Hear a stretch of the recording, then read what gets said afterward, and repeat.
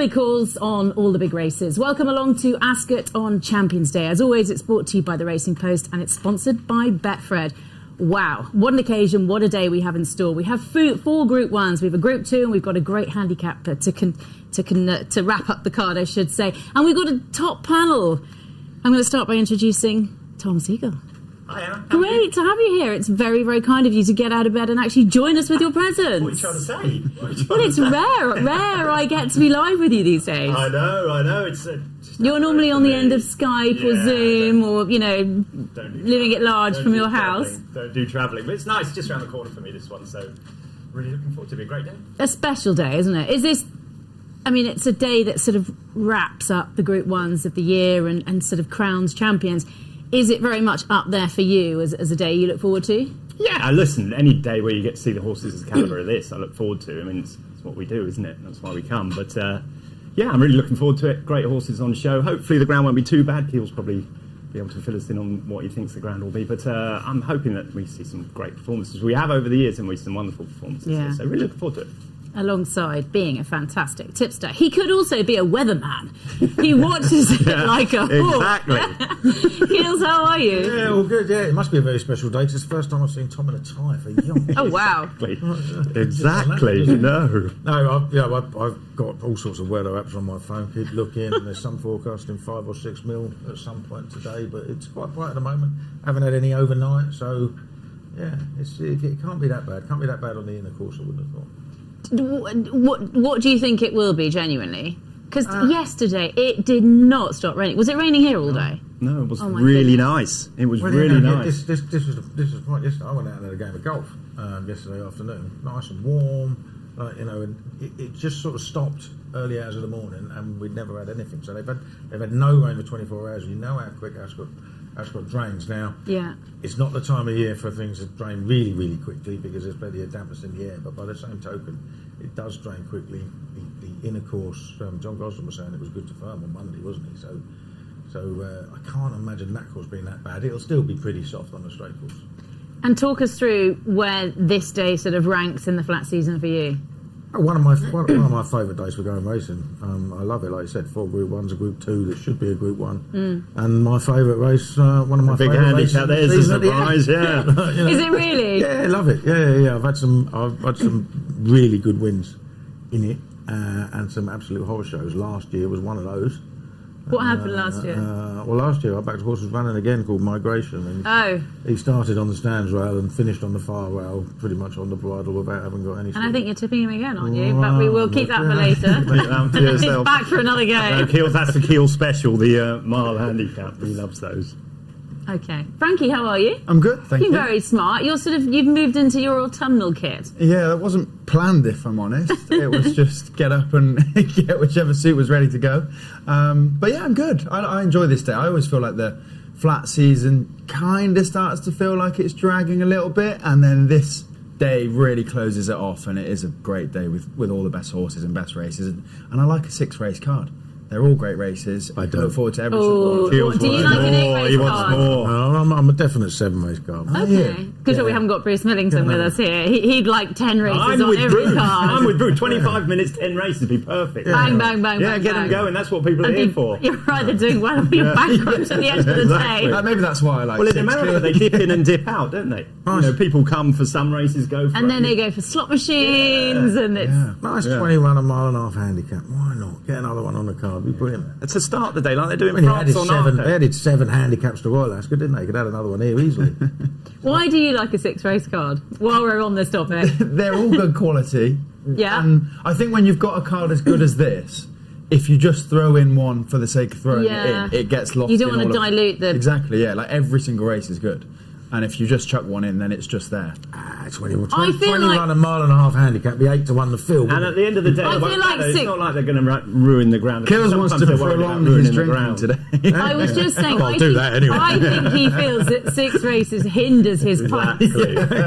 And it doesn't allow him an opportunity to get into full swing. Oh no, there's an after party, isn't there? There's loads of pubs down the road, don't worry about that. You're not staying for the band. Who's the band today? Groove Armada, Kill. There we are, your favourite Kills. Never heard of it. Can't be that. Quick word on Frankie today, team. Well, Well, this is a non-retirement party, isn't it? I mean, he's great. He's been great for years and years and years, isn't he? And he's got some great chances. They'll all be underpriced because it's him. Yeah. But I dare say one or two of them will win, won't they? Yeah, I think. But he'll be back next year, won't he? Back. Definitely. He will be. He's got to be long odds on to be at Royal Ascot. Sure. Next year, long odds on to be here next year. It all depends on how it goes in America, but you can't imagine it'll go badly, can you? So, And do you feel like a lot of his rides today, because of the public being behind him, will be shorter than they should be? Yeah, I don't know. It's different now with the exchanges because the Shrewdies sort of prop them up, don't they? If they're too short, I don't think we ever they start with the bookmakers. They start a little underpriced. They do. They definitely started underpriced. You'll see a couple of them. I think Free Rim might be one that drifts. I think that's Kinross is too short. That's the thing. Kinross is too short, but he is a very, very plausible, likely favourite winner as well. If he gets one early, things will start to be backed, won't they? Yeah. Well, 6 races to get through, not 7, Keels, or 10. And we're going to, as I say, go through them in fine detail and dissect them and obviously go through winner by winner at the end of it and make everyone lots of money. Well, let's start with the Ascot Qipco British Champions Long Distance Cup. As Keels said, should really be a Group 1. It's a Group 2, but it's a Group 1 in name because it's a phenomenal race. How short is the favourite likely to be, Caprios? Around 11 to 8. Market's got it as 2-horse race, really. 11 to 8 Kyprios, 9 to 4 Trushan, and then we've got Coltrane and Trawlerman in there last year, 2nd and 3rd. Coltrane 7s, Trawlerman 15 to 2. Sweet William, 7 to 1, and then you've got some huge prices down the bottom.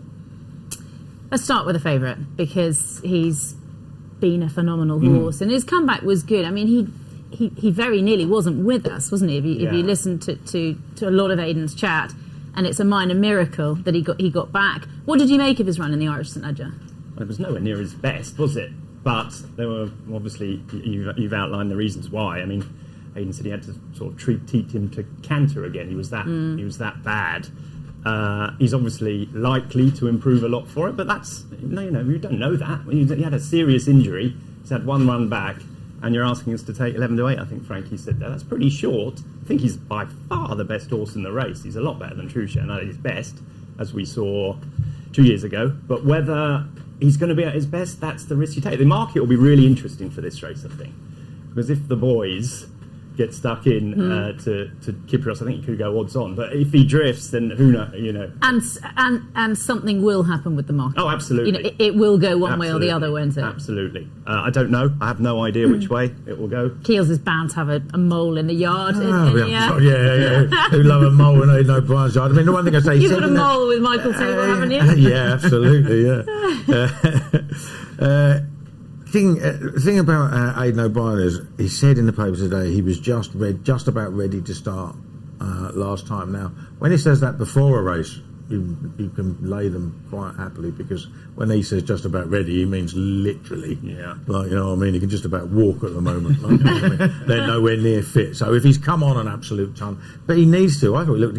He said he's a lazy worker. I thought he looked a little bit reluctant in that race, and it all depends. I mean, he had a brilliant season last year, but a hard one because he had some hard races. Even when you win by 20 lengths, you win by you put up that sort of performance on absolutely bottomless ground, and he's had these joint infections or whatever the problem was. So you've got to worry about whether he can come back. He was well below form, a stone below form really when beaten by Eldar Eldarov, and you say, well, it was a nice run, but he had one first time out every other time he'd run. He hadn't been running in Grade 1s, obviously, but there is a question mark over him. So it will be interesting to see what the betting does. Will they steam in? Do they steam in nowadays at that sort of price? I wouldn't be 100% sure. I think they do steam in if he's burning the place down at home. But Frankie, any view? And then we'll move on to the other contenders. I'm hoping just spoken about Kyprios and his injury. Trushan is obviously coming into this in good form, but has had question marks early in the season. Coltrane's been a bit up and down. I'm hoping at least one of those three bombs out or just doesn't really run to form, and then you're trying to find one to pick up the pieces. So Sweet Williams, my kind of place bet or each way bet, I don't think will be good enough to win if Trushan or Kyprios run to form, they should win. But I'm hoping one of the top 3 don't perform today, and Sweet William can pick up some each way money. I'm going to ask you about Trusham, because what a shout a couple of weeks ago, 2 or 3 weeks ago. Maybe it must have been pre-arc. Was it Robbie that said Trusham should just give up? Sorry, Robbie. Yeah. I think it was Robbie. I might be wrong. But he's been an amazing horse. Absolutely incredible. Is it 3 on? Is 3 on the easiest one on the back? Yeah, I think so. Yeah. So going from getting a horse to run in 4, races of this quality is hard enough. Winning them be amazing. So he's clearly a brilliant racehorse. The Northumberland. He does everything wrong for a stay. He does everything wrong, exactly. But the thing, what you've got to say is that last time proved that he's not as ground dependent as Alan King has made him out to be. It was fast ground in France. He was as good as I'd seen him for ages. He didn't pull. He settled much better in the lead. I think she'll make the running today. I think she might have worked out the way to ride him now, to get him out front. Do you know what I mean? Rather than trying to restrain him behind. Well, that's it. I mean, he's a horse that's always found, despite the fact that he has pulled. Yeah. Why not stick him in front? Because you're going to keep. But he didn't pull last time, did he? He was very happy because he's probably wanted to get to the lead. It looks like he wants to get to the lead whenever he runs, doesn't he? So when he has, he's right. Let me go. So maybe that is the answer. Now, and why can't he win? Why can't he win again? No, I mean, exactly. it needs Qipco to come right back. He has won 3 on the spin. I backed Coltrane to beat him last year. I was devastated because I thought Coltrane had that race nearly all the way up the straight, but he battled and got up. I'm in his camp today. I mean, I think it's the least appealing betting race for me because I like getting involved at bigger prices. I just can't get that excited about any of the others, and that's the issue with the race for me. So, and of course, if you are an each way punter, you've got to hope that those 3 big outsiders all stay in, because one goes and you're only down to 2 places. So we'll keep an eye on that. She's got a good couple of rides, Holly Doyle, hasn't she, here today? Yeah. She's got a couple of cracking chances. I know you like Nash Wale. There's a Loads of chances. big day. Yeah.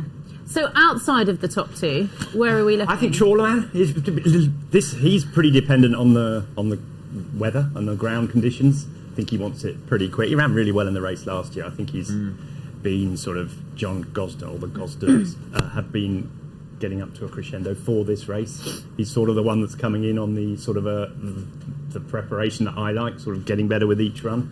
He's not quite good enough on what he's shown in the past to cope with an on form. They were in blinding form last week as well. Yeah. When we come to Royal Ascot, he was in pretty poor form for him, Charlie Appleby coming in, but he's John Gosden, isn't he? Right. Oh, sorry, he's John Gosden. Sorry. But even Godolphin. Same colours. Forget that. I mean, the issue with Chorleyman probably is the ground. Yeah. But it won't have been a lot slower. It won't have been faster last year, and he's run pretty well. He's better than when it was probably slower. It was probably slower last year than it will be today. And he's got the preparation I like. He's sort of just on an upward curve, while you just don't know about a few of the others. Do you find this day hard in that sometimes horses have just gone over the top? Yeah, but I like it because you get funny results. We like it. I mean, it gives us a chance. It gives you the hope, but you never know until they have. Yeah. You know what I mean? They show it. I mean, that could have been what happened to Coltrane because he'd had some hard races. I mean, you could call down the Trusham form from Doncaster because he didn't run his race at all, and Trusham beat Sweet William, who was stepping up from handicap, was only rated in the low hundreds. So, but what happens with Coltrane? He loves this place, doesn't he? Yeah, see, Coltrane's your archetypal horse at this meet. He's what supposed you do to with run him. fast ground, but it would have been softer last year when he's only just got in. If he comes back, he's a player. So what wins? What's the hard-earned cash on? Well, the hard-earned cash is on nothing. Okay. But I'm hoping Kyprios wins. Well, none of it was hard-earned. There's no the cash. Let's take that bit out. Hard-earned from home. I'm hoping Kyprios wins because he's a big favourite of mine. Okay. If I was to have a bet, it'd be Chorleyman. No, it is hard-earned with you. You've got more than some. Throw my socks off. If I was going to have a bet, and I'm not guaranteed to, it'd probably be just a very small one on Trusham, shout him home to Holly to boot him home for the 4th time in a race. Frankie, you're here all day, aren't you? Beavering away. You work hard. Yeah, working for it today, definitely. Yeah, I mean, like I said, I couldn't back either Qipco or Trushan against each other. I wouldn't be brave enough to pick a winner, so Sweet William each way. Good What stuff. about you, Em? You can't get away that easy. Oh no. Come on. So much easier when you're asking the questions. Normally, you know what? None of these lot call me up on that. Well, you come back in and you're like, opinion, exactly. Trushan. Good. Cool. Right. On that note, the 150 is the Ascot Qipco British Champions Sprint Stakes, the first of the Group 1s over 6 furlongs. And Kinross, he's bound to be all the rage. Winner of this race last year, and he's a strong favourite. What price? 13 to 8. But if you are looking for extra places or an each way bet, then we're paying 4 on this instead of 3. Kills or Tom, you said he's too short. He is short at 13 to 8, but I do like Qipco. He's very easy to back, isn't he? So consistent. Was won this race last year, performs well this time of year.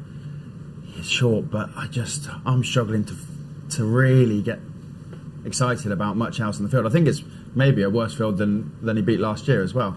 The Dream 13 to 2, Rohan 8 to 1, Millstream 7 to 2, Sandrine comes in a good bit of form, 10s, and then we're into double figures. We'll start with the favourite, this time with you, Keels. He was unlucky in France, wasn't he, last time? Do you feel or not? He was a little bit lucky. I'm not 100% certain he would have won. Right. Yeah, my issue with him is I love him. He's one of my favourite horses, and I think we were all on him last year. But he started last year something like 4 or 5 to 1, maybe bigger. In the morning, he went off 3s. He hasn't been as dominant this year as he was last. I mean, he was coming in on the 4-timer last year, I think, wasn't he? And he's a shorter price. And I'm not 100% certain that it is a worse race. I mean, there are different horses. I don't like Vadream. Nothing against her, except the price.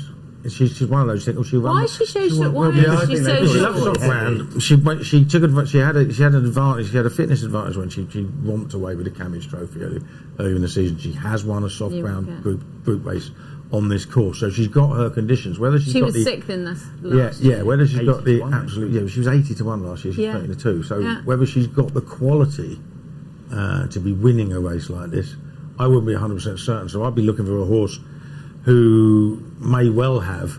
And the one that I came down on, I know Tom has as well, was Sense of Duty for William Haggis, because last year she looked a proper machine going sprinting. She looked like she was going to take a real hand in the big sprint. She won the chip chase at Newcastle, 4.5 laps from Anaf, who's now rated 110. She absolutely thrashed him. He's won 2 big sprints this year, and she won going away. She looked really powerful at the end. And I think she got a racing post rating of 119.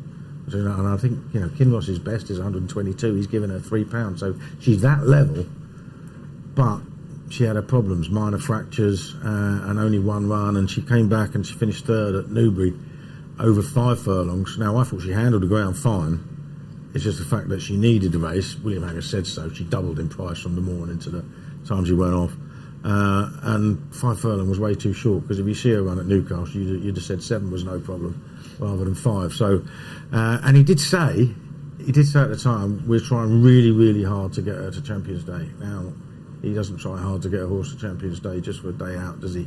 So he thinks that she's up to it. Her form says she's up to it, and she's a double figure price, and she was the one I came down to. Kinross, we'll start with the favourite with you. Rafe's had a phenomenal year, hasn't he? Yeah, he's done brilliantly, hasn't he? Absolutely amazing. 2-year-olds. Incredible. Yeah. But the thing about Kinross, I thought, is that watching the race back last time, he didn't travel anything like he normally does. I thought he was... Do you think he looked a just bit sluggish? Lacked the gear when he needed it last time? Rafe and Frankie said after the race that he didn't travel like he can do. That would be a worry for me, because he's normally very reliable. I mean, he came home well, like he always will, because he's so honest. But I don't know, 13 to 8, let him run at that. He can win. I'd like him to win. It's like Keel says, how can you not like Kinross? But have you had a bet? I have. I've backed Sense of Duty.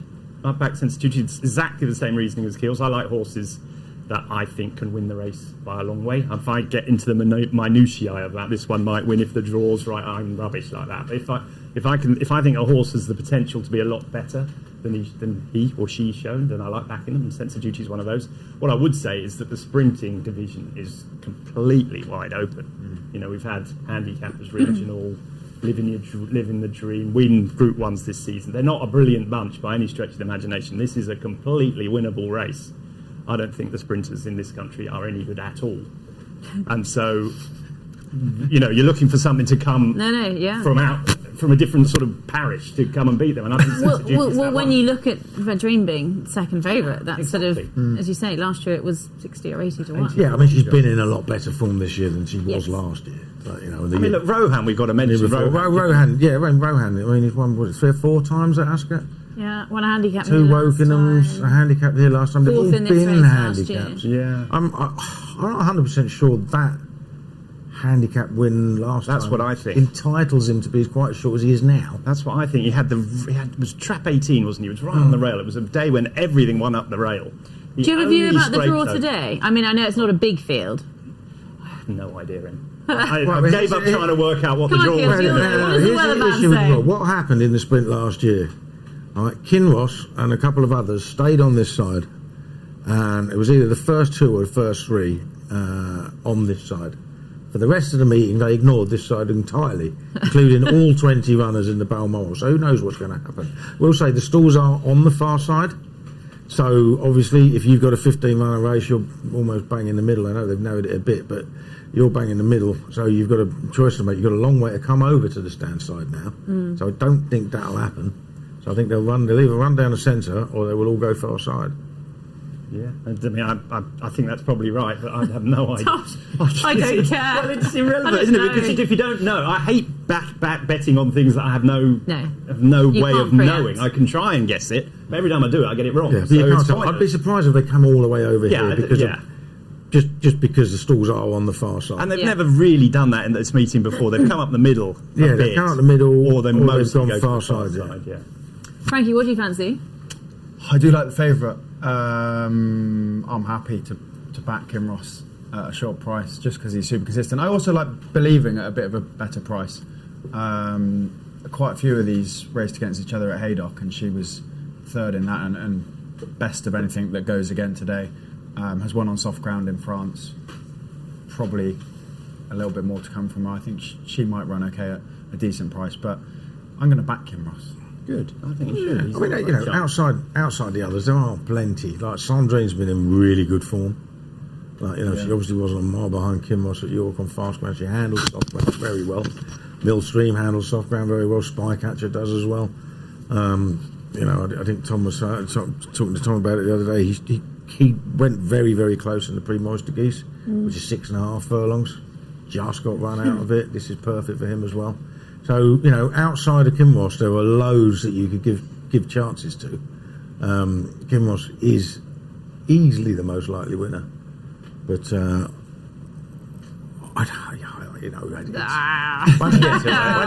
you get sub 2 to 1, my eyes glaze over. I don't want to move on, don't you? You know, I want to back something else. I want to have another pint on this race. I do think Spycatcher's interesting horse, then. I really do. I just think that he will love the ground.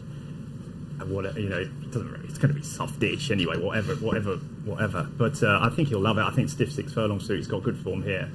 He travelled so well in that French race. It wasn't a very good race, to be fair. The horse that beat him was basically a handicapper in France and just got up to beat him. But I think the way the race will go will suit him, so I'd give him a chance as well. Okay. Well, I'm not having a bet, but I think Kinross will win. I just think he's better than these. And as you say, I think we lack a super good sprinter. Well, the Racing Post staff have come up with their tips for Champions Day. Check them out here. The horse that's absolutely, definitely, probably, hopefully, going to win on Champions Day is Bay Bridge, last year's winner of the Champion Stakes. He's too keen in the art last time, but he should be absolutely spot on to defend his crown now. My best bet at Ascot on Saturday runs in the 225, the Fillies and Mares race. It's Blue Stocking. Rafe Beckett's got a great record at this meeting. Blue Stocking loves soft ground. Probably went a little bit too soon last time when beaten at Chester, but the winner, Al Kareem, came out and scored again next time at Ascot. I think that is a strong piece of form, and the ground has come right for Blue Stocking 225 at Ascot. My best horse on Champions Day is Facteur Cheval, trained by French trainer Jérôme Régnier. This horse is really interesting. He's placed in Group 1s on his last 3 starts. I thought the ground was probably too quick for him, the Prix d'Ispahan behind Anmar, and similar comments apply on the Prix de Moulin behind Saturn, but there's still really good form. The middle run, he was second to Paddington and Sussex on soft ground. Thought he shaped really well there. Paddington got the rail, and that really helped him out. He's going to reoppose off £4 better terms with Paddington, and I think his season's just really geared around this. He's got everything in his favour. He shouldn't be as big a price as he is. Hi, I'm David Jennings, and my nap of Champions Day at Ascot is Sandrine in the Champions Sprint at 150. She's going to have no problem handling this, what is likely to be bottomless ground at Ascot. She won the Albany on really testing ground at Ascot in 2021. And I thought she looked a different filly last time in the Park Stakes at Doncaster. She travelled through that race beautifully. That was over 7, but she would have been a much more impressive winner over 6 that day than she was over 7. The last 100 yards she was starting to get tired. I think she has more than enough pace to cope with this test of speed. And I think Sandrine can give Ushie Murphy a big winner on Champions Day. The inevitable decision to switch the round course races on Champions Day at Ascot to the inner hurdles course obviously plays into the hands of those who don't want really attritional conditions, and I think that really plays strongly for Mostadaf in the Qipco British Champion Stakes. He was probably the second best horse, arguably the second best horse behind Equinox in Dubai, and he was also imperious in the Prince of Wales's as well here at Ascot, over 1.25 miles. I think as long as the rain doesn't get into it too badly, he's got a very big class advantage over most of these, certainly on official ratings. He's potentially going to get quite short, but if you can get any of the 7-2 that's around at the moment, I think Mostadaf is going to take an awful lot of beating in a Qipco Champion Stakes. So my best bet for Champions Day comes in the Champion Sprint Stakes, and it is Ocean Quest for Jessica Harrington. She was 4th over course of distance in the Commonwealth Cup at Royal Ascot, and she'll appreciate the soft ground that's going to be on offer on Saturday. Obviously you have to put a line through her last run where she was very disappointing, but if bouncing back to form, she should be in the frame and is massively overpriced. My nap for Champions Day is Sonny Liston in the 425, the lucky last, Balmoral Handicap. This horse has been knocking on the door in big handicaps all season, and I think that he's really good. This is a group horse in a handicap, and I expect him to win, and win well.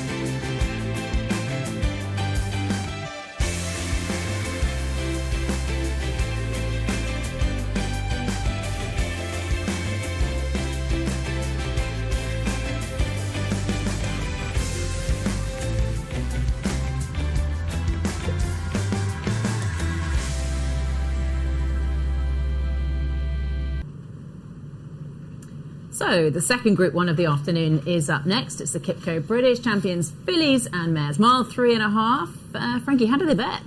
Yes, a bit more open this one, and we are paying 4 places again. I think Jackie O is going to go off favourite around 7-2 after toing and throwing with free wind all week. Free wind 4s, time lock 9-2, blue stocking 13-2, above the curve, nice, along with the French runner Rue Boissonade, and then double figures. Keels, I'm going to start with you just because you touched on free wind very briefly earlier, saying you thought that might be one on the day that does drift. Yeah, well, the form's a little bit in and out, isn't it? She was out of form last time. She is officially the highest rated filly in the race. She's definitely got a chance. But it's also a race that's gone to 3-year-olds far more often than not. And they're represented by a few chances here. Unexposed coming up, and one I like the most out of those is also trained by John Thady Gosden, and that's Running Lion. Now, I'm pretty sure that the ground was way too fast for her last time at Newmarket, and I think Ushie Murphy's thinks that he went a bit too quick. The pace collapsed, and the first two had come from way out the back. Now, she was beating a fair way, but she did beat all the others that had raced up with a pace quite comfortably.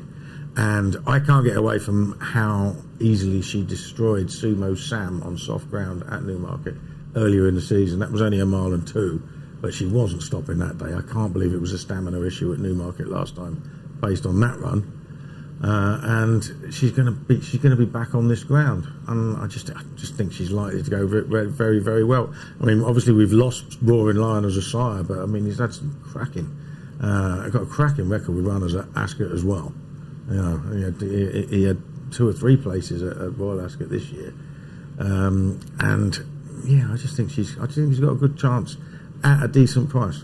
He'll get a more patient ride this time. Tom, I'm going to start with Free Wind. What did you make of her run in the Arc?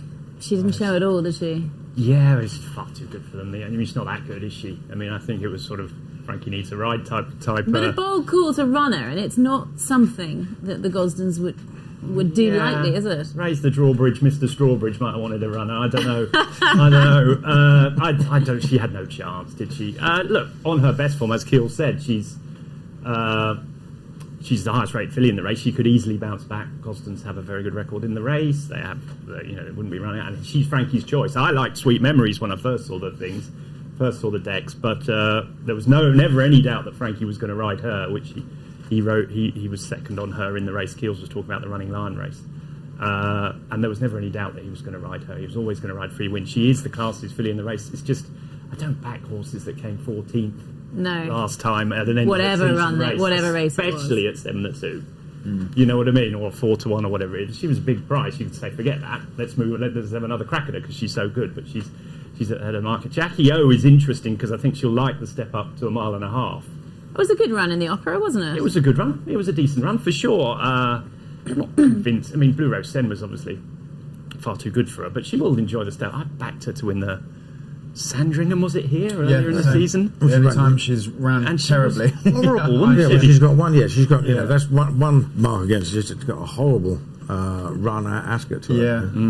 Yeah, but it's interesting. In the paper today, Aidan O'Brien says, we've always hoped she'd go 1 mile 4 furlong. Well, he's run her 7 times this year, so why hasn't he? You know what I mean? So it was a bit strange. I mean, obviously they could have had plenty of others they could have run in the race, couldn't they? So. That's the point, isn't it? She saved the last dance, warm heart. You've got the exactly. Got the so that's the chosen one with Ryan Moore, and I don't think Above the Curve will get home. No. So she's very much the number 1 string for them, and I thought Time Knot was quite interesting. I like Time Knot. I'm a bit worried about the ground, but she has form in soft ground. I was really impressed with her last year when she was second in the Galtrees to Ascot, who I think was going to be a really top filly before she got injured, and then. I was really disappointed with the start of the season, but Ryan in one of his things said that she got jarred up on very fast ground at Haydock one day and was never the same, but she's come back the last twice. I thought she was really impressive at Newmarket. Very impressive. I thought she was super good, and she is on an upward curve, while loads of these have been running around trying to win races like this and haven't been able to. I think what she showed at Newmarket last time looked like a Group 1 filly to me. I think she'll stay really well. The ground is a slight issue, but she did finish in front of Free Wind. I know it was terrible ground at Goodwood. In fact, it was unraceable ground, but she did plug on. Yeah. Which gives me hope that she'll act on the ground despite her preferring better ground. I think she'll run really well. Yeah, no, me too. Blue Stocking, Keels? Blue Stocking, yeah, I mean, I liked her at the start of the season. I was backing her for all sorts. And we keep thinking that, she's one of those slow burners. She's going to mature, but she's maturing into a non-winner, isn't she? She just doesn't seem to get the job done. And I think in a race like this, it's going to be really hard work. Something will outbattle her. I mean, I know Tom's not a massive fan of Camelot anyway, are you? But don't like Camelot as a sire at all. Yeah, they flatter to deceive. They look brilliant. There's so many horses that have started favourite for Derby's, Oaks, and whatever, and they never quite do it. So I mean, you can definitely see her being on the premises. She's definitely got the form to be in there. But whether she'll win or not, I think I mentioned the Frenchie. Oh, the Frenchie. The Frenchie's interesting. Obviously, she was second last time, and didn't get the run of the winner. She wouldn't have beat the winner. My issue is it's 1 mile 6 furlong, and because this has gone to the inner track, this is a half a furlong less than it would have been on the outer track. and we're down to 1 If it got very soft, if the rain came, and because I think Ascot's very dependent, if the rain comes on the day, it can get very soft very quickly. But if the rain came this afternoon and made it a test of stamina, she's right. It is going to come. I had a long chat with the doorman today while I was waiting for my pass. Let me tell you, and we went through the weather app together. Oh, did you? Hour by hour, because he's here till the end. There is rain forecast. I'm going to check the weather. Hold on. Hold on. This is not the weather app. Why didn't she ask the doorman when you're here? Yeah, exactly. Which doesn't disappointing. She doesn't notice I was moonlighting. I am the doorman. The one I'm looking at now was actually forecasting lows between 7 and 10, and nothing's happened. No, the doorman did not say that. There's not much. From 2 o'clock. Not much coming. more forecast. His app said. It doesn't look like it's going to rain out either, does it, out the back? They change it by the hour, don't they? I feel like I'm sacking you depends with that roll. What's going to win? No, he is, because every Friday we do these programmes. It's just rubbish. He says it's going to be 25 mils at Newmarket tomorrow. It's going to be heavy, and sometimes It was. It was. There was 29 mil that day at Newmarket. No. There's going to be none at Ascot, he said. It goes to heavy ground. No. Blue sky out there. You're sacked. Right, what's going to win I this like race? time lock him. So do I. I like time lock. Okay, I hear you. Kills? Running Lion. The Frenchie Frankie. and the rain. Yeah. The rain and the Frenchie double. It's going to rain and the French horse is going to win. See, we've avoided pronouncing it very nicely. Yeah. All of us All the managed whole to get time. around that. Frankie had to give it a go when he was reading the prices at 8 to 1 bar. Right, the 305, the QE2, another Group 1, and this is a fantastic race. We've got Paddington in the lineup once again. How short is he going to be? 9 to 4 for the Iron Horse, as we've been calling him, which I think is quite fair. Tira 3s to beat the boys. Nashua, which we know Keels likes, 10 to 3, and then you're in some bigger prices. Big Rock 7s, Chaldean 10s, and bigger for the rest. Okay, let's start by talking about Paddington. How good a racehorse is Paddington? I don't know. I thought he was really good when he won the St James's Palace. Not been totally convinced of him since. I'm not sure a mile and a quarter is his trip, really. I don't think he's been at his best. I mean, you can make holes into the in the Eclipse form with what's her name, Emily Upjohn, and then in the Sussex State it was a non-event, really, wasn't it, on that bad ground? Yeah. And then last time, as much as if you've watched that race again, I think it's pretty hard to think that Nashua won't beat him again. The doorman's coming in. I know. Cross at my weather analysis. He's not happy with banging on the door. I know. That's my bacon butties, that is. I thought it was Guinness, Keels. So I keep getting sidetracked by the door smashing. So if you watch that York race again, it's pretty hard to think that he's going to beat Nashua. He had the run of the race on Nashua from at a track that would have suited those up with it, and Nashua ran clean past him pretty much. Now I know it's back in trip, but Nashua's pretty good filly. I'm with Keels on this one. Tahira's got plenty to find on form, but she's done absolutely, I hate saying it, but she's been really consistent all season long, hasn't she? And I thought she was better than ever in the Matron last time in Ireland. I was a bit disappointed with her in the Coronation here. I thought it was a bit of a rubbish race. She only beat Remarque by a length. As Keels will point out, Nashua beat her by 5. Gave her £9. Gave her in the Falmouth. So pretty hard to make it's pretty easy to make a case that Nashua's the best filly, the best horse in this race. Beaten Paddington. She's beaten Paddington, and the form with Remarque makes her better than Tahira. So I don't see why Tahira's as short as she is. No, for me. No, I think she's I know when she ran pre the Matron last time, you were sort of trying to find something to get her beaten, weren't you?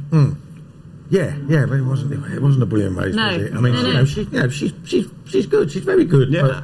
But she doesn't quite have the body of form that Nashua has, and I don't understand why Nashua is a bigger price. Okay, there's not that much between them now, but with a slightly different ride, she could have beaten Mostadab in the International. She could have beaten August Rodin because she came from miles away, and they sort of dominated that up front. How do you think they'll ride Nashua today? Cold as usual, but there's pace in the race as well, and it will suit because obviously she's a very strong stayer at a mile because she's been running in those top Group 1s at a mile and 2, and I think the mile and 2 horses have more quality than the milers anyway. Like, what I mean? She's shown she's one of the best of those. And yeah, when she dropped down in Trip for the Falmouth, I mean, she looked brilliant. She was brilliant. Absolutely destroyed them. Okay, now let's not pretend that was the hottest race in the world, because it was a Fillies Group 1. But by the same token, she absolutely laughed at them. They're going to go hard here. She has no issues whatsoever with soft ground. She travels really well on it, and keenly. But she, when running over a mile and 2, I don't think she quite gets home on it. So obviously just about getting beaten in the Nassau, having looked a real danger 2 furlongs out. I think this is going to be absolutely perfect for her. I don't see why she shouldn't beat Paddington again. People seem to think that he was below form in the Jubilant International because that's his first loss, but I think that form was right up with the best of what he's done. You could argue easily that his Sussex Stakes win was worse form than the Jubilant International. Beat a couple of average horses, in fact, Cheval and Sharin. I mean, they're not top Group 1 horses, are they? So, there's nothing absolutely special about his form other than the fact that he had a load of ones next to his name and he looked really progressive. But now he's got beat, we know he's got a limit, and I think that limit is slightly below what Nash was capable of. I feel like we're all, Frankie, very much in Nashwa's camp, are we? Might have been persuaded. Convincing arguments to my right. I think it's between Paddington and Nashwa. I don't know. You're swaying Paddington. Yeah, I think maybe in the Jubilant that was harder work for him that day on quick ground. Frankie was really controlling the race, and I think back to a mile at Ascot on slightly softer ground will bring out a little bit more in him, and I'm hoping he reverses the form with Nashwa. But I think it is between those two for me. Any word on the English Guineas winner, Chaldean? Has that got a chance, or...? Trainer seems bullish that he's got him back. I mean, the Guineas is actually littered with horses who don't do much after it when they've won it. I mean, obviously there are quite a few exceptions as well, but he just looks like one of those. Yeah. Yeah, you've got to mention another Frenchie, the Big Rock. He ran into Ace Impact, didn't he? A couple of runs ago, or whatever, and wasn't totally disgraced. Got run down by him, but every horse gets run down by Ace Impact. He's got loads of good form. But he's also smashed up Horizon Doors, hasn't he? Thrashed Horizon 5 Door. lengths and 7 lengths and 2 times the race against. Exactly. Likes soft ground. Don't want him to get into a sort of a smash up with Chaldean up front. Well, that's it. They're going to set it up for Nashwa. I wonder whether... Come on, Nashwa. I wonder whether Frankie might be a little sort of not be so aggressive on Chaldean, because I think he got in a bit of trouble in the St James's Palace, and they weren't happy with his ride. I think he went too hard. So I wonder whether he'll be a little bit more circumspect on him today, which might give Big Rock a better chance. But I think they're going to go a good pace. And I think we like Nashwa. We do. I do agree with you, Kills. I'm not saying that Paddington is this superstar that he was getting talked about, and I do think he ran to form in the Jubilant. Yeah, he's a very, very tough horse. Yeah. He's going to be there or thereabouts, isn't he? But, I'm not 100% sure he's got the same quality as Nashwa for me anyway. Okay, 3:45, the Qipco Champion Stakes. How do they bet? How do they bet? Mostadaf, now your favourite, 10-3. King of Steel, horse I can't seem to make my mind up on, 7-2. Bay Bridge, 5s along with Horizon Door. And then Via Sistina will have a good chance in this, 15-2. And then we're into bigger prices. Take it away, Tom. Yeah, Mostadaf was interesting, wasn't it? On Wednesday, John Gosden was down here walking the track, and all of a sudden the track gets moved and all his horses are suddenly favourite. I mean, imagine Tiger Woods saying, I don't want to play at St Andrews, let's play at this one. Or the spinner, Shane Warne coming, that pitch is no good for me, let's play on this one. Do you know what I mean? It seemed a bit strange to me, but there we go. Clearly got a very good chance, isn't he? A brilliant 10 furlong horse. Yeah. Won the 2 best 10 furlong races this season. I'm not entirely... He's got a bit of back body of evidence that says he's not an absolute superstar. I'm sort of lukewarm on the Prince of Wales's form. I thought everyone seemed to know that everyone else in the race had lost a leg before the start. I mean, he was 25 to 1 shot in the morning, started 10 to 1 and won easily. So I'm a little bit lukewarm on the form. I thought he was good at York, but he got the perfect ride on a track that suited front runners at York, and nothing could get to him. So I get it that he's favourite. He's the highest rated horse in the race. He's got the best form, so I get it. He's just not in my sort of horses I love. So I was looking for something different. I'm hoping just about 3:45, about 3:15 after after the Nashville race, the heavens do open, because I think there's potential for an upset in this race. I don't think you can make cases against all the ones at the top of the market. I thought Via Sestina had a chance if it got very soft, because she's very good on it. Yep. I thought My Prospero had a chance on his third last year. He's coming back after, he got a bit of a confidence booster last time. But the one I really like is Royal Rhyme.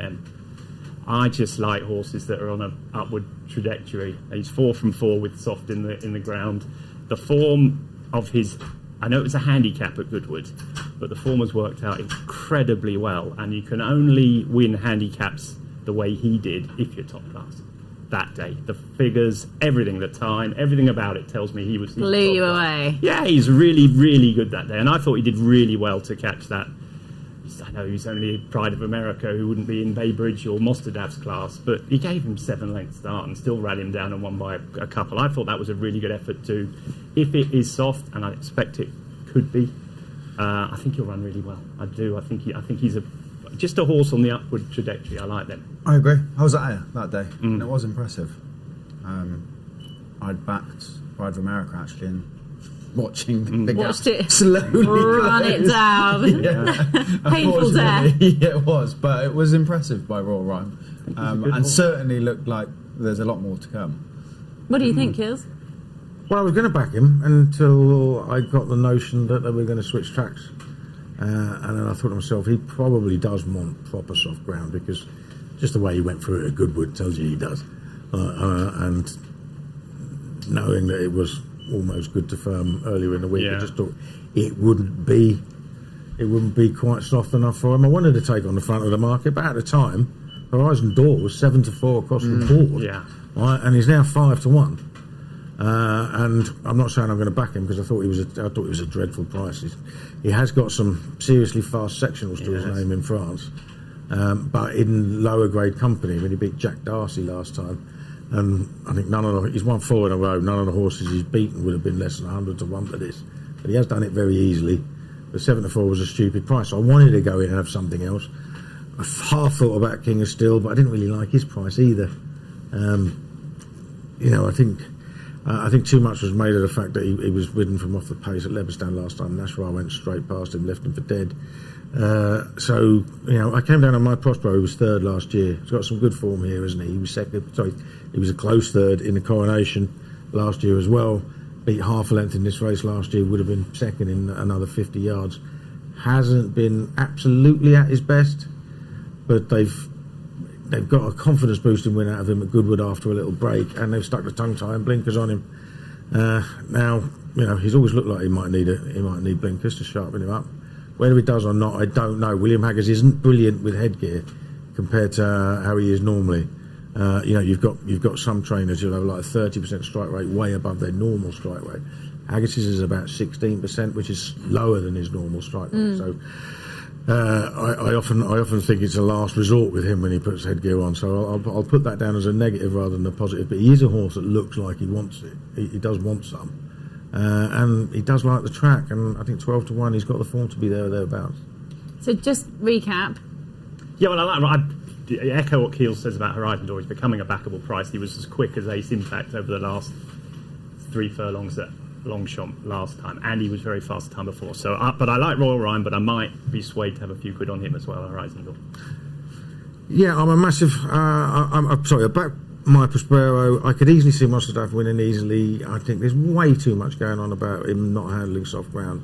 I think that's potentially absolute nonsense, because he may have been tailed off in the Arc last year, but that was 1.5 miles, and he's 1.25 miles horse. Yeah. So if you get soft ground at 1.5 miles, you're going to get thumped. Yeah. Right? He has 2 other runs on soft ground to his name. He won both of them. Earned the comment smooth headway both times. You don't make smooth headway on soft ground if you don't handle it. No. And each time it was a clear career best at the time. So he can't not handle soft ground.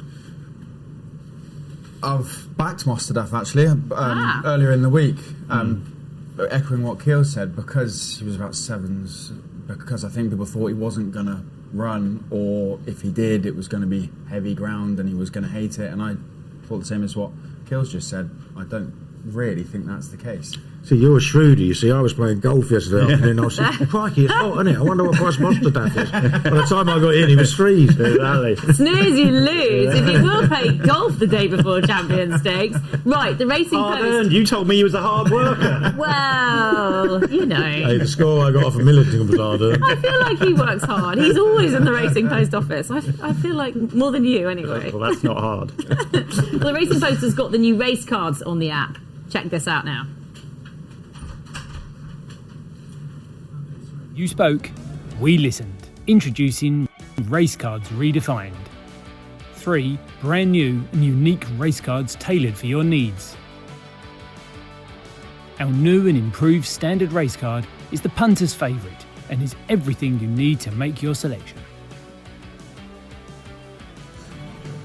Get the maximum amount of information So we in the palm of conclude with just the one race, and it is the handicap. And your favourite race, nearly of the year, the Balmoral. How do they price them up? Because it's pretty open at the top, isn't it? It is, yeah. And 5 places are available. Docklands should go off your fav, 13-2. Sunny Liston and Almabeer, 7s. Then we've got 52, 72, 10. I mean, it's wide open. I'll let Kills take it away, really, because I'm hoping he's going to have a swing at a good price. Okay, well, I'm going to start by saying I was going to say it to you, but there's no point. The draw. Is there any relevance to the draw? Because you're going to go, I don't know, and I don't care. Exactly. But there is a factor, isn't there, or not? Escobar won from 20 runners. Escobar won from stall 21 a few years ago. The only winner in the last 10 years to come from higher than 11. Yeah. And I think that is largely because they do end up going over to the far side. Yeah. Like I said, Migration, who I backed last year, was drawn in 20 and 21, 22, something like that, and he ended up from the stands rail to the far rail. And if you give that much ground going early, because you'll get your clever mathematicians tell you that if you go diagonally, use Pythagoras theorem, the difference is like that much, but they don't go diagonally; they go in a big zigzag like that, and it costs them ground. And if they, I'd always rather they rode to their draws, but that tends not to happen. So if they all go over the far side, I want something a bit lower than in high double figures. Migration is in 11 this time. He should be able to get a reasonable spot. That becomes 10 because one of the reserves was drawn in stall 1. So I think that'll be fine. He's got a big weight, isn't he? He's running off a mark of 113. But he did absolutely hack up in that Lincoln in March. He absolutely sluiced up. He had any amount in hand, to my eyes. One poor run since over a mile and 2 in a small field. This horse is a big field horse who wants a strong gallop, soft ground, and that race worked out so well. I mean, the horses he beat won 16 Class 2 handicaps this season since, including the Hunt Cup, the Buckingham Palace, the Challenge Cup here, the International, the International as well. And many other big races, loads of places, 2 of the first 4 of the Cambridgeshire, etc. That's just an amazing. You're right, that's hard work, isn't it? Yeah. You wouldn't reel off facts like that. What? Never heard of any of those races. Exactly. So they are. I mean, it was a really good. It was a really, really high class run, and if there's a horse capable of defying that sort of market, it would be him. I backed Radeberg as well, again on the class angle. He's the second top weight. He has spent the best part of the last 2 years running in group and listing company, trying to make the run in, and I think that's making up for the fact that he's always running in small fields, and he needs a bit of a gallop. When he won the Irish Lincoln in March last year, he was held up, and he stormed through the pack, won very, very easily. He's won a silver bowl on heavy ground at Haydock in his earlier years. He actually ran in the Champion Stakes last year, or the QE2 last year. Ran in one of them last year, only beat 1-0. But yeah, he's been way too highly tried. I remember Tom tipped Equilateral at York earlier on this season. Said, look, this is his first run in a handicap well, it was actually ever in Britain. He might just outclass them. That's exactly what he did. And maybe Radeberg will run a massive race coming back in a handicap company. So it's all about migration. You? And Radeberg. Okay. Yeah. Sorry, 2. Yeah, I get the cases for both of them. As you say, I'm not worried about draws. I'm not. So I'm in trap 23. Al Move here is the one I like. It's the furthest away from the far rail, but I know William Haggas nearly won it with a horse in exactly the same stall last year, Sweet Believer. She was in 20 and she nearly won. As Keel says, Escobar won from 21. So I'm not, listen, if I said they're going to up the far side, they'll come up the near side. So I get it. I get it. It more is what wrong. it is. I get it more wrong than I get it right. So I take it out of the equation. I think he's got a good chance. Frankel, we can't not mention Frankel at any Ascot meeting. He has got Time Lock. He's got Nashwa. He's got Mostadaf. Almubir is another Frankel horse, and Frankel ground is not an issue, but he absolutely loves soft ground. And he was behind Migration in the Lincoln, but I just think he's one of those that I like on the preparation. He's on an upward curve, ran over 7 furlongs last time. He's a really strong stayer at a mile. I just think he's got everything going for him today. And it's William Haggas got a great record in the race, Aldari 2 years ago, and then, as I say, Sweet Believer, was it last year, who should have nearly won, I thought. So. Well, yeah, may well have won it. It hung across the track in the end, didn't it? Yeah. Like, it was one of those that ran more to his draw early. Yeah. Right, and stayed on the outside. Stayed on the outside of the group that went across. Yeah. But then in the last furlong, yeah, exactly. Probably just cost himself the race. And the other one I'd mention is Dermot Weld's horse called. He's got a great record. Dermot Weld. And I haven't got it in front of me. And he won the 2 biggest handicaps over a mile in Ireland this season. The one at Galway and the Irish Cambridgeshire second last time. He didn't stay at 10 furlongs last time. He's by Jubawi out of Irresistible, best bred horse in the race. Big pedigrees, man. Just thought soft ground mile here might be perfect for him as well. Frankie, in a word, what wins? Talk about a 6-7 race card. I did a 5 race card. In one word. Sonny Liston. Yes. Sonny Liston. You'd avoided him. Brown. No. We're not getting away with the programme without talking about Sonny Liston. It's going to be his day. It's going to be his day. Well, it could be. He's one of those. I backed him last time. Second in the Hunt Cup. He went to win at Doncaster last time, and Ryan had his stick caught in his You're reins. not moaning about the Hunt Cup. No, I'm not moaning about it. I'm just saying he deserves his day. He has been But £4 for getting beaten a nose he has last been unlucky. time might just kill him I today. was at Doncaster last time. Straight mile at Ascot. Ryan is going to deliver today. It did look like he was going to win last time, did he? And Ryan couldn't use the whip, but I was there. Right, and you represent the owners. Where were you? I was watching from home. Anyway, enough of that. Right, naps. Best bets of the day. Kim Ross. Wait. Hang on. You should start with Tom, I think. Okay, stop. Sorry. I like Hero. Time Lock. I like Me Time too, Lock, but it's not my nap. But I'm with you. Nashwa is going to blow the 3-year-olds away in the QE2. Is this make or break of your day, Nashwa? No, it won't totally break it. It'll definitely make it. Frankie? Kim Ross.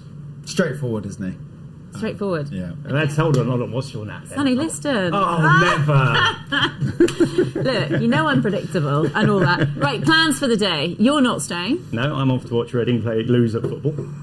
Will they win or not? No, they'll lose. They're absolutely hopeless. God, that sounds a cracking match to go and watch. Here for the day? Here for the day, I don't know what I'm going to do for the next hour because that's how long it takes before the bar opens. Oh no. Stop it. I'm sure you'll find somewhere. Frankie, here for the day? Here for the day, yeah. Roaming presenting today. So, Brilliant. Oh, nice. Yeah, be good fun. Well, I very much hope you don't get wet and the doorman's forecast is not right.